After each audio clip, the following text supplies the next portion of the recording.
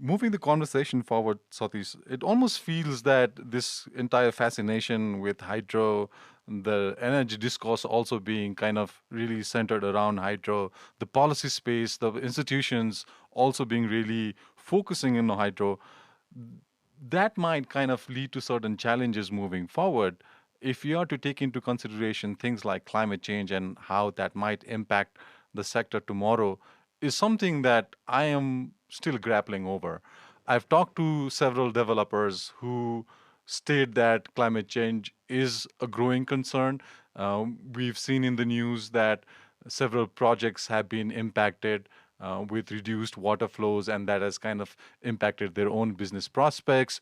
We've also seen global examples of really landslides and floods that are impacting these power systems, including recent examples in Uttarakhand and elsewhere. So, what does climate change have as an implication for where we want to go with our hydropower sector tomorrow? Saumitra, before I address your question about where we want to go, I just briefly want to talk about the impact that climate change could potentially have. You're absolutely right. We're putting all our eggs in one basket. We need to talk about the broader energy security agenda. And, that's where we talk about the diversification of energy sources. But in terms of the impact of hydropower, of climate change on hydropower, I think the jury is still out there. It's an evolving science. But we can be certain about how it's going to impact, but we can be certain that it's going to have an impact, right? And there's some studies that the World Bank and EC Mode have done where some of the, this is one of the most comprehensive study that's been done. And the conclusion is that as a, as a result of climate change, as things warm up, it's actually going to have a beneficial impact on Nepalese hydro. Remember, these are perennial rivers that are served during the monsoons, obviously, with the precipitation, but in the dry seasons, it's by snow melt.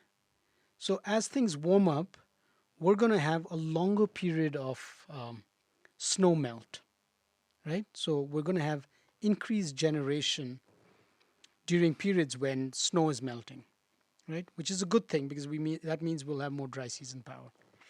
Also, it's still unclear how climate change will impact the intensity of and duration of the monsoons itself. There's evidence to suggest that they are changing, but there's no conclusive evidence about how it's changing. So I think until the glaciers are there, the snowpack is there, it's going to have a beneficial impact. And I think the forecast is, I think till this century, it should have a beneficial impact. And then after that, I think it's a cliff. But the predictability element of all of this, I would imagine, is very low. I mean, because I've seen pictures of glaciers. So you often see these pictures in social media versus glaciers then and now, and it Hmm. almost feels that the glaciers have significantly reduced. I concur to the fact that the science is still kind of catching up, and we don't have a conclusive answer. But talking to people who've made investments in projects and their concerns, I think it almost feels very realistic in the sense that that impact of climate change is being felt. Future concerns, things like the investment requirements that will be necessary to make our infrastructures more resilient. I was talking to one of the developers very recently, and he was mentioning that projects tomorrow might be required to develop their infrastructure to a quality standard that kind of observes 100-year flood return cycle, whereas currently infrastructures are being built on a 50-year flood return cycle. So that intensity of water could be a very big thing. You're absolutely right, Sumitra. I think we, in the past, you know, uh, have not incorporated the resiliency element, or we have. When you're building structures like this, you don't have an option not to. But the climate dimension is something that, as you said, is really evolving, right? And I think that's going to have, like you said, an implication on the cost, right? The cost is one element, but the resilience aspect, like you said, you're talking about 50 years, probability of maximum flood design, you're having like 200-year floods within 3 years.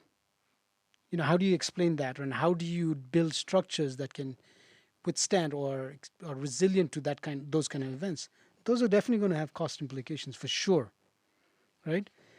And this is where I want to like address your earlier question about how do we ensure, given all this, um, that we're not being more vulnerable in terms of our energy security, right? And I think from you quoted the 19 the evolution of our energy consumption profile in the last 30 years. Energy today is not just about lighting bulbs. It's the driver of our engine. Our economy, our GDP has evolved to the point where it's a very critical input. And so we've reached that, we're way past that inflection point, but we haven't really given serious thought about energy security. And energy security, I think about three fundamental A's. It's about the availability, access to that availability, and doing so in an affordable manner. And all of these three A's, how do you secure it and insulate it from shocks, whether it's climate related, whether it's tectonic shocks, whether it's economic shocks. So that's the discussion that needs to happen yesterday. And and then the other thing that we need to talk about in terms of energy security is it's no longer just electricity. We cannot just have the electric Ministry of Energy deciding and formulating energy security policy without having a more inclusive dialogue with other components of our economy. The Ministry of Industry, the industrialists, agriculture. So these things are all really intertwined, and we need to have a more wholesome conversation about energy security and how we ensure it.